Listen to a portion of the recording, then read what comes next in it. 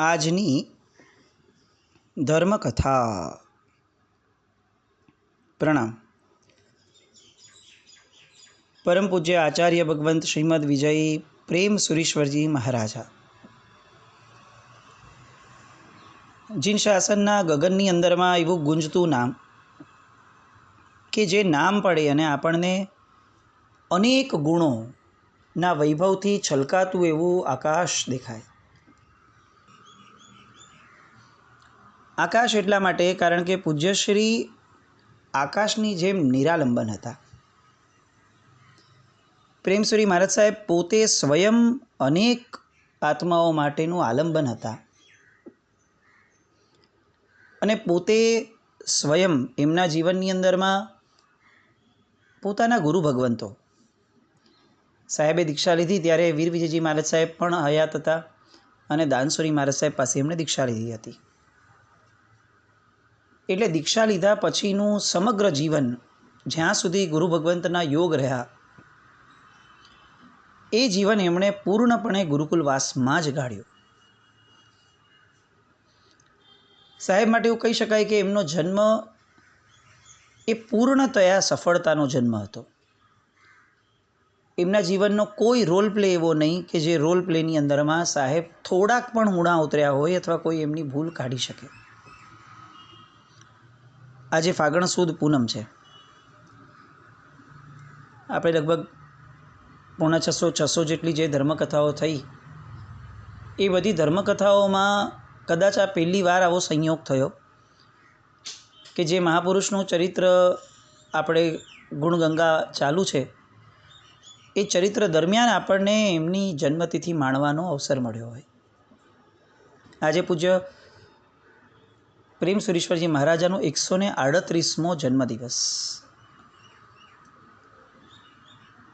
આ જૈન શાસન ગૌરવવંતું બન્યું એને 138 વર્ષ થયા.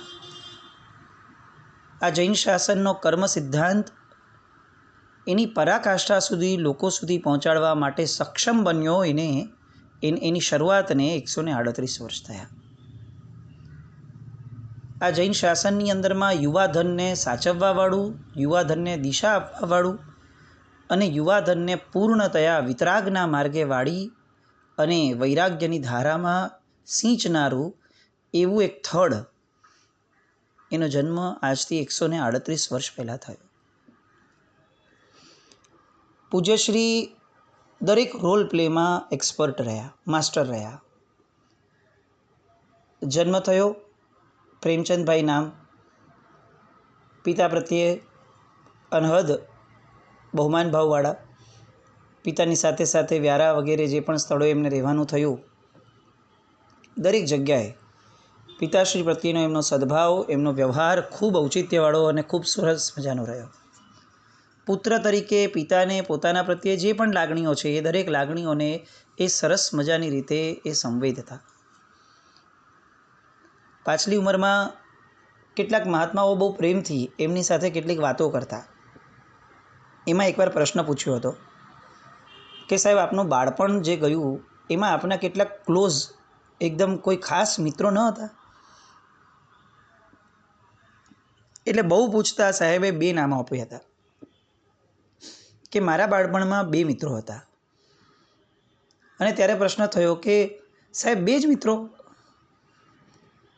અને ત્યારે પૂજ્યશ્રીએ જવાબ આપ્યો હતો કે મારા પિતા એ મારા સૌથી નજીકના મિત્ર હતા. પછી મને તો આ 2 મિત્રો પણ ઘણા લાગતા. આ શબ્દથી આપણે સમજી શકીએ છીએ કે એમના પિતાશ્રીનો એમના પ્રત્યેનો વ્યવહાર કેવો હશે અને એનાથી આગળ વધીને બાળપણ કે જે ચંચળતાની નિશાની ગણી શકાય એ બાળપણની અંદર પણ એમનો પિતા પ્રત્યેનો મૈત્રીભાવ, સદભાવ, અહોભાવ, બહુમાન ભાવ આવા કેટલા વૈવિધ્યવાળા ભાવો એ એમના પ્રત્યે એમને ઉભરાયા હશે. સિદ્ધાચલજીની ભાવયાત્રા અને સિદ્ધાચલજીનું મહત્ત્વ સમજાવતા કેટલાક પદાર્થો ત્યાં બિરાજમાન મહાત્માએ વ્યારામાં લીધા હતા જ્યારે સાહેબ નાના હતા ત્યારે. આ એ જમાનો હતો કે જ્યારે મહાત્માઓ જ મુશ્કેલથી મળતા. આજે આપણને લોકોને સિદ્ધાચલજીની ભાવયાત્રા એટલી બધી કોઠે પડી ગઈ, એટલી બધી આપણે લોકોએ માણી લીધી કે કોઈ કહે કે અહીંયા સિદ્ધાચલજીની ભાવયાત્રા છે તો આપણે સૌથી પહેલાં એમ પૂછે કે કોણ લેવાનું છે, અને એના પરથી આપણે નક્કી કરીએ કે આપણે જશું કે નહીં, અથવા જશું તો ક્યારે જશું, જમવાનું શરૂ થાય એના પહેલાં કે છેલ્લે અથવા પહેલેથી. મહત્ત્વ બોલનારનું વધી ગયું. જેના માટે બોલાય છે એનું મહત્ત્વ લગભગ નામશેષ થતું જાય છે, કારણ કે અબન્ડન્સી છે, એટલું બધું મળે છે કે હવે એની કિંમતો ઘટતી જાય છે. આઈ ડોન્ટ નો, આપણે સંસારના ક્ષેત્રમાં કેટલા કેરફુલ હોઈએ છીએ કે કોઈ વસ્તુ આપણે એટલી જ વાપરીએ છીએ કે જેના કારણે એનો રસ છળવાઈ નહીં રહે. એટલી બધી નથી વાપરતા. રસગુલ્લા ફાવતા હોય તો રસગુલ્લા એટલા બધા ન ખાઈએ કે હવે રસગુલ્લા જોઈને સૂપ થઈ જાય. આપણે ટુકડે ટુકડે વાપરીએ. આપણે રસગુલ્લા માટેનો આપણો પ્રેમ, અમર પ્રેમ એ જળવાઈ નહીં રહે એ ધ્યાન રાખી અને વાપરીએ છીએ. પણ ધર્મના ક્ષેત્રમાં કેમ આ દિશા આપણાથી ચૂકાઈ જાય છે? જ્યારે જે મળે એ બધું વાપરી લેવાનું, બધું જ. અને એમાં કોઈ માનસિકતાની વિચારણા કરવાની ધારા જ નહીં. આ વાપર્યું છે તો ભાઈ હવે ઉભા રહો, પહેલાં પચાવીએ, હજી રસ તરત વાપરશું તો નહીં જળવાય, તો રસ પહેલાં જાળવી રાખીએ, એના પ્રત્યેની લાગણીઓ ઊભી રહે એવી રીતે વાપરીએ. આવી કોઈ વિચારણા આપણને ધર્મના ક્ષેત્રમાં કોઈ ક્રિયા કે કોઈ યોગ માટે હોતી જ નથી. પ્રેમસુરી મહારાજ એ આવી નિયંત્રિત ધારાવાળા હતા જન્મથી જ. એમના બાળપણની યાદોમાં પણ જ્યારે એ સાહેબ વાત કરતા, એમના ગુરુ ભગવંતને કુલચંદ્રસુરી મહારાજ સાહેબે પુસ્તકારૂઢ કર્યું છે, ત્યારે સાહેબ એવું જ લખતા કે બાળપણમાં પણ એમ પૂછતા કે સાહેબ તમારા બાળપણની અંદરમાં ઝઘડાઓ આ બે મિત્રો સાથે કે પપ્પા કે બીજા વ્યક્તિઓ સાથે નહોતા થતા? અને ત્યારે સાહેબ બહુ મૌન રહ્યા. ફરીથી પૂછ્યું, 2 વાર 3 વાર પૂછતા એમણે કીધું કે મને મેં બાળપણમાં ક્યારેય ઝઘડા કર્યા હોય એવું ઉપસ્થિત નથી થતું. આ કેટલી નિયંત્રિતતા દર્શાવે છે. એટલે કુલચંદ્રસુરી મહારાજ સાહેબે ફરીથી સવાલ પૂછ્યો કે સાહેબ એ લોકોએ તો ઝઘડા કર્યા હશે ને, ચાલો તમે ન કર્યા હોય. એટલે સાહેબે કીધું કે હા એ લોકો કરતા. તો સાહેબ કોણ જીતતું ઝઘડાઓમાં? અને સાહેબ બહુ જ સ્પષ્ટ રીતે બોલ્યા કે દર વખતે પ્રેમચંદ હારતો અને બીજા બધા જીતતા. ઝઘડાઓમાં હારનારો માણસ એ જીવનમાં જીતી જાય છે, કારણ કે જેને ઝઘડાઓ કરીને જીતવું છે ને એ ફક્ત ઝઘડા જ જીતી શકે, આ જગતને હારી જાય છે. સાહેબ આગળ થિયરી હતી કે એક ઝઘડો હારી જશું તો ઝઘડો કરનારને જીતી જશું. અને એના કારણે સાહેબે નાનપણથી જે એક સ્વભાવ કેળવ્યો હતો. એમના પિતાએ સિદ્ધાચલજીની આ ભાવયાત્રા સાંભળ્યા પછીથી જ્યારે પ્રેમચંદભાઈને બહુ જ ભાવ થયો કે હવે મારે સિદ્ધાચલની યાત્રા કરવા જવું છે. આ 138 વર્ષ પહેલાંની વાતો, 125 વર્ષ પહેલાંની. ટ્રાન્સપોર્ટેશન આદિની વ્યવસ્થાઓ આટલી ક્લિયર, આટલી ઇઝી ન હતી. પિતાજીએ પહેલાં ના જ પાડી કે હું તને એમ ન મોકલું, એકલો કેવી રીતે મોકલું. પણ પછી ઘણી જીદ કરતા એમને મોકલ્યા, ટ્રેનમાં બેસાડ્યા, સુરત સુધી ગયા, સુરતથી પછી ટ્રેનમાં બેસાડ્યા અને પાલીતાણા મોકલ્યા. પાલીતાણા જોતાં જ એમના હૃદયની ઉર્મિઓ ખૂબ જળજળવા લાગી. સાહેબના મનની અંદરમાં સિદ્ધાચલજી એ બહુ જ ઊંચું આલંબન, કારણ કે ધર્મના ક્ષેત્રમાં સૌથી પહેલું બહુમાનનું સ્તર જો કોઈ એક તત્વ માટે નીકળ્યું હતું તો એ હતું સિદ્ધાચલજી. અને સાહેબ એવું લખીને પણ ગયા છે, કહીને પણ ગયા છે કે સિદ્ધાચલજીની 99 યાત્રા કરતાં કરતાં એમના જીવનની અંદરમાં ધર્મ એ પાંગર્યો અને ધર્મ વિકસ્યો. એ જ સિદ્ધાચલજીની યાત્રા કરતાં કરતાં ત્યાં એમને સિદ્ધિ મુનિ મહારાજનો ભેટો થયો. અજ્ઞાત મહાત્મા, એમની પાસે રહે, બેસે, ભણે, એટલું બધું એમને જાણવા મળે, વાતો કરે. ઉંમરલાયક મહાત્મા હતા. અને આ પ્રેમચંદભાઈ એને કહે કે હવે મારે પાછા નથી જવું, મારે તમારી હારે જ રહેવું છે. દીકરાવાળો રોલ પ્લે જે હતો એ રોલ પ્લે હવે એ શિષ્ય તરીકે કન્વર્ટ થવા માટે થનગનતો હતો. પણ આ તો નિષ્ફ્રી મહાત્માઓનો જમાનો હતો. પેલા સિદ્ધિમુનિ મહારાજે ઇમિડિયેટલી ના પાડી દીધી કે હું તમને મારી પાસે નહીં રાખું. તમે આટલા ઉજ્જવળ છો, પ્રતિભા સંપન્ન છો, આટલું વિરાટ તમારું ભવિષ્ય ઉજ્જવળ છે, કેટલા તમે ગાથા વગેરેની અંદરમાં શાર્પ છો, મારી પાસે આટલી ઉંમરલાયક હું છું, મારી પાસે રહેશો તો મારી વયાવચમાં તમારું જીવન પૂરું થઈ જશે. એક કામ કરો, ઘોઘા બંદરે ધાનસુરી મહારાજ બિરાજમાન છે, તમે ત્યાં જાઓ. આપણે પૂજ્ય પ્રેમસુરી મહારાજ સાહેબના જીવનના અંતરંગ પ્રસંગોની છણાવટ કરીએ ને એ પૂર્વે આ સિદ્ધિમુનિ મહારાજના અંતરંગ દશાની છણાવટ કરવી બહુ જરૂરી છે. પરિસ્થિતિ જુઓ, એકલા મહાત્મા છે. નંબર 2, બહુ જ વૃદ્ધત્વ છે. નંબર 3, ઓલરેડી બીમાર છે. નંબર 4, સિદ્ધગિરિરાજના ક્ષેત્રમાં છે, બીજું કંઈ જ મળવાની કોઈ શક્યતા નથી.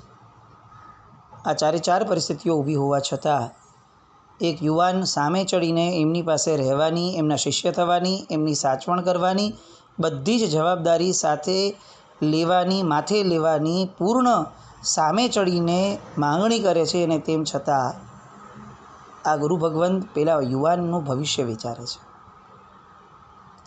આ છે સાધુતા, આ છે નિસ્પૃહિતા, આ છે જૈન શાસન. લૌકિક અને લોકોત્તર ધર્મમાં આ ડિફરન્સ બહુ પાયાનો છે. અહીંયા સ્વગત વિચારોનું મહત્ત્વ મિનિમમ અને પર કલ્યાણની ભાવના, પરનો વિચાર કરવાની ભાવના મેક્સિમમ. ઘોઘા બંદરે મોકલ્યા આગ્રહ કરીને. પહેલી વારના દર્શન વિદ વિજયજી મહારાજ અને પૂજ્ય દાનસુરી મહારાજ. પૂજ્ય દાનસુરી મહારાજ સાહેબના નામની આગળ સકલાગમ રહસ્ય વેદી આવું બિરુદ લગાડાતું. સકલ આગમના જે રહસ્યો છે એના એ જાણકાર એવું કહેવાતું એ સમયે. એમની પાસે રહ્યા સારો એવો ટાઈમ. આ બાજુ એમના પિતા, એમને હવે એમ થવા લાગ્યું કે આ તો ઘણો વખત થયો, આનો કોઈ પતો નથી. એટલે સીધા ઉપડ્યા પાલીતાણા. પાલીતાણા જતાં ખબર પડી કે આ તો સિદ્ધિમુનિ મહારાજ પાસે છે. એટલે પાલીતાણા જઈને સિદ્ધિમુનિ મહારાજ સાહેબ પાસે ગયા.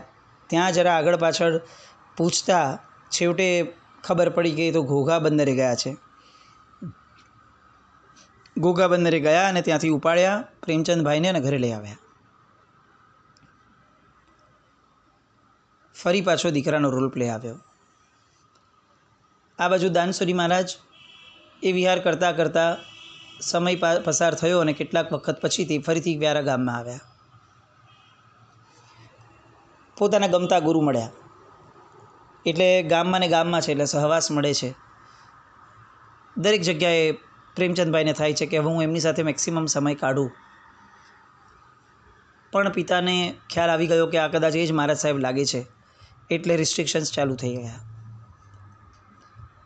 આ રિસ્ટ્રિક્શન્સની વચ્ચે જીવવું એમને બહુ ભારે લાગવા લાગ્યું. આ બાજુ દાનસુરી મહારાજ સાહેબ તો સાધુ ભગવંત છે, વહેતા પાણીની જેમ પોતે તો આગળ આગળ ચાલતા જાય. અને ત્યાર પછીની બધી ઘટનાઓ આપણે જોઈ કે દાનસુરી મહારાજ સાહેબ માટે 36 માઇલ ચાલી અને સાહેબ સુરત ગયા. સુરતથી બાપજી મહારાજે એમને પાલીતાણા મોકલ્યા અને પાલીતાણા એમની આ દીક્ષા થઈ.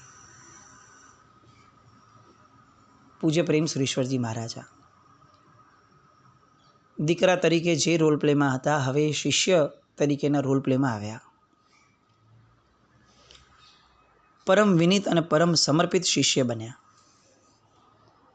એમ કહેવાતું કે પૂજ્ય દાનસુરી મહારાજના મોઢામાંથી ખાલી એક ટહુકો નીકળે ને પ્રેમ વિજય, અને આ પ્રેમ વિજય મહારાજ સાહેબ રોમાંચિત થઈ જતા. એક વાર બે વાર નહીં, આખા દિવસની અંદરમાં 25 વાર આવું નીકળે ને તો 25 વાર એમને રોમાંચ ઊભા થતા. અને આવું આજે થયું તો ફરી પાછું આવતીકાલે 25 વાર નામ નીકળશે તો કાલે તો બોર થશે ને કે હવે યાર ઠીક છે, આ નામ તો સાંભળતા થયા આપણે. એવું નહીં. જેના પ્રત્યે આપણને પ્રેમ અને બહુમાન ભાવ અખંડ હોય ને, એના મોઢેથી નીકળતો દરેક શબ્દ પછી એ રિપીટ પણ કેમ ન હોય, એ આહલાદ આપનારો હોય ને હોય જ. આપણને પ્રભુ પ્રત્યે અનહદ પ્રેમ હજી થયો નથી. આપણે દરેક પ્રેમની હદ બાંધી લઈએ છીએ અને એટલે જ આપણા દરેક સંબંધોમાં રાગ છે, પ્રેમ નથી. જ્યાં હદ છે ત્યાં રાગ છે. આ બધી હદ પાર કરી જઈએ, ત્યાં અનહદ થઈ જઈએ, ત્યાં પ્રેમ આવે. અને આ પ્રેમચંદભાઈ તો જન્મથી જ પ્રેમ સ્વરૂપ હતા. દીક્ષા પછી એ પ્રેમ સ્વરૂપ જ રહ્યા અને પ્રેમ વિજયજી બન્યા. એટલે એમના જીવનમાં કોઈ હદ તો ક્યારે નક્કી હતી જ નહીં. ગૌતમ સ્વામીને જેમ વર્ધમાન સ્વામી ભગવાનના મુખેથી ગોયમાં શબ્દ નીકળે અને જે રોમાંચની અનુભૂતિ એ કરતા હશે, કદાચ એની કંઈક છાયા સ્વરૂપ, એના પડછાયા સ્વરૂપ આવી જ કંઈક અનુભૂતિ આ પ્રેમ વિજયજી મહારાજ કરતા હશે. તરત પોતાનું આસન છોડી અને ગુરુ મહારાજ સમક્ષ ઉપસ્થિત થઈ જાય, નતમસ્તકે બે હાથ જોડીને કહે, ગુરુદેવ ફરમાવો. સાહેબ કહેતા કે એમણે એમના ગુરુકુલવાસ દરમિયાનમાં ક્યારેય પણ પોતાના ગુરુ ભગવંત સાથે આસન પર બેસીને વ્યવહાર નથી કર્યો. પ્રેમ વિજયજી મહારાજ સાહેબની દીક્ષા થઈને પછી કમસે કમ 1-1.5 દાયકો જેટલો સમય, કદાચ એનાથી વધારે, પૂજ્ય દાનસુરી મહારાજ સાહેબ રહ્યા. આ આખા સમયગાળા દરમિયાનમાં પ્રેમસુરી મહારાજ સાહેબને અઢળક શિષ્યો થયા. સંખ્યાબંધ દીક્ષાઓ એમનામાં થઈ. પોતે શિષ્ય અને પ્રશિષ્યની આટલી મોટી પરંપરા લઈને બેઠા. દાનસુરી મહારાજ સાહેબ સાથે હતા. અને એમના શબ્દો કે મેં મારા સમગ્ર ગુરુકુલવાસ દરમિયાન મારા ગુરુદેવની સાથે આસન પર બેસીને વ્યવહાર નથી કર્યો. એની હવે આપણે જો એનાલિસિસ કરીએ ને તો આપણને એ એક્ઝેક્ટ એની કિંમત સમજાય કે આટલા બધા શિષ્યો પ્રશિષ્યો જેમના છે, જેમની આણ વર્તાય છે, જેમની હાક વર્તાય છે જૈન શાસનમાં, એમને એવા કેટલા બધા પ્રસંગો નહીં આવ્યા હોય કે જ્યારે તેઓ કોઈકને કોઈક આવું વિશેષ કામ લઈને બેઠા હશે અને ગુરુ ભગવંત કદાચ બોલાવે તો કદાચ કંઈ કામ ન હોય, ખાલી પૂછવાનું પણ હોઈ શકે. એવું બની શકે કે એકાદ પ્રશ્ન જ ના સામાન્ય થઈ હોય કદાચ, પણ છતાં પણ આસન પર બેસીને ગુરુ સાથે વ્યવહાર નથી કર્યો. આ શબ્દની ભીતરમાં, આના ગર્ભની અંદરમાં કેટલી બધી આવી ઘટનાઓ પડી હશે કે જે ઘટનાઓ આજે આપણે વિચારીએ તો પણ આપણે ધ્રુજી જઈએ કે આવું સમર્પણ તો કલ્પનામાં પણ નથી આપણને. આટલા મોટા મહારાજ આજે આપણે પાશેરામાં પૂણી પણ નથી. આપણા ઘરમાં પણ, શાસનની વાત જવા દઈએ, આપણા ઘરમાં પણ આપણી કેટલી કિંમત છે ખબર હતી ને તેમ છતાં પણ વડીલજનો પ્રત્યેનો આપણો વ્યવહાર કેવો છે એ આપણે બધાએ એનાલાઇઝ કરવું જ જોઈએ. શિષ્યત્વ કેવું, પ્રેમ વિજયજી મહારાજ જેવું. એકવાર પૂજ્ય દાનસુરી મહારાજ સાહેબે પ્રેમ વિજયજી મહારાજ સાહેબને અચાનક બોલાવ્યા. પ્રેમ વિજયજી મહારાજ સાહેબ ગયા. હજી કંઈ પણ વાતચીત થાય, ગુરુદેવ ફરમાવો, બસ આટલું બોલ્યા અને દાન વિજયજી મહારાજ સાહેબ, દાનસુરી મહારાજ એકદમ સીધા 3rd ગિયરમાં આવી ગયા. બહુ સ્વચ્છંદી થઈ ગયો છે. આ રીતે કોઈને ખાનગી દીક્ષા આપી દેવાય? આ દીક્ષાર્થીના સ્વજનો વિરોધનો વરઘોડો લઈને આવ્યા. બોલો, કોણ જવાબ આપશે એમને? આવું કંઈ પણ કરવું હોય તો મને પૂછવું ના જોઈએ? તમારા માથે હવે કોઈ રહ્યું નથી? મને પૂછ્યા વગર આવી રીતે ખાનગી દીક્ષા આપી શું કામ તમે? હવે એના બધા પાછળથી જે પરિણામો આવશે કોણ ભોગવશે? કઈ રીતે સાંભળવું? તમને લોકોને કંઈ ખબર પડતી નથી, બસ યુવાનીનો આવેશ છે. આમ એટલો બધો ઠપકો એમણે આપ્યો. પ્રેમ વિજયજી મહારાજ સાહેબ 2 હાથ જોડીને એઝ યુઝ્યુઅલ નતમસ્તકે ઊભા છે. એમના મુખની રેખાઓ પર નર્યો અહોભાવ છલકાતો હતો. ગુરુ મહારાજને શબ્દ પાછો આપવો એ તો એમના આ ભવમાંની કદાચ કેટલાય ભવોમાં શક્ય નહીં બન્યું હોય એવી એમની પરિણતિ હતી. પણ ગુરુ મહારાજે ક્રોધ કરવો પડ્યો. એ વાત એમનાથી સહન ન થતાં સતત એમની આંખો વહેતી હતી. એ રડતા હતા. કડક ઠપકો આપ્યો. સાહેબને એમના આંસુઓ પણ અટકાવી ન શક્યા, કાંઈ બોલ્યા નહીં. એટલે છેવટે કહ્યું કે બીજી વાર ધ્યાન રાખજો એમ કહી અને દાનસુરી મહારાજ સાહેબે પ્રેમ વિજયજી મહારાજ સાહેબને પોતાના આસને વયા જવા કહ્યું. પ્રેમ વિજયજી મહારાજ સાહેબ બેસી ગયા પોતાના આસન ઉપર. બાજુમાં શિષ્ય મુનિ હતા. એમણે કીધું કે ગુરુદેવ, આ કોની ખાનગી દીક્ષાની વાત છે? આ ખાનગી દીક્ષા ક્યાં થઈ?